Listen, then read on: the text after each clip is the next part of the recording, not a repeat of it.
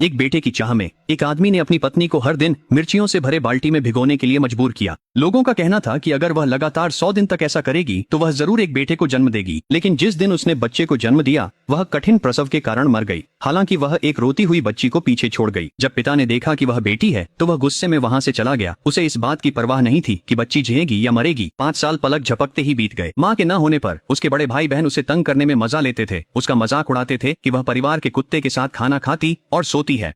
लेकिन उसकी किस्मत पूरी तरह बदलने वाली थी। एक दिन 70 वर्षीय सम्राट गंभीर बीमार हुआ। ज्योतिषी ने कहा कि छोटी लड़की के महारानी बनने से सम्राट की जान बच जाएगी। अंततः 5 साल की उस बच्ची को महल लाया गया और वह इतिहास की सबसे युवा महारानी बनी। बूढ़ा सम्राट अपनी बीमारी से बच गया और उसने उस लड़की को सौभाग्य की तरह शाही हरम में रखा। वह सम्राट के अपने बच्चों से कहीं छोटी थी और उसकी उम्र उसके पोते पोतियों के बराबर थी।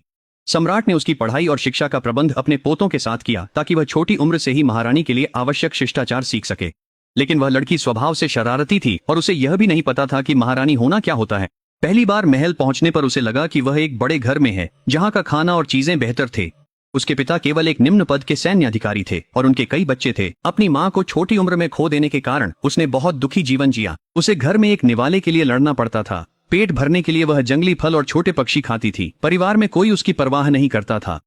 यहाँ तक कि जब सम्राट का फरमान आया जिसमें उसे महारानी घोषित किया गया तब भी उसके पिता को उसकी याद नहीं आई। नौकरों ने पूरा घर छान मारा और आखिरकार उस भूखी लड़की को एक कोने में छुपा हुआ पाया। जिस दिन वह महल के लिए निकली पिता ने उसे गले लगाकर बार बार कहा कि वह परिवार और अपनी सौतेली बहन की मदद करे, जो सम्राट के सबसे बड़े पोते के लिए एकदम सही थी। पर उस लड़की के लिए उसे इस बात से कोई फर्क नहीं पड़ता था कि उसकी बहन पढ़ी लिखी है या नहीं।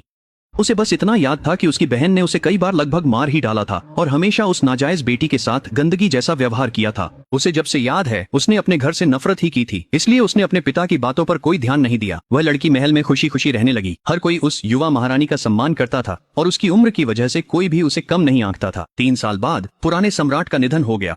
जब नए सम्राट ने सिंहासन संभाला तो 8 साल की वह लड़की महारानी माँ बन गई।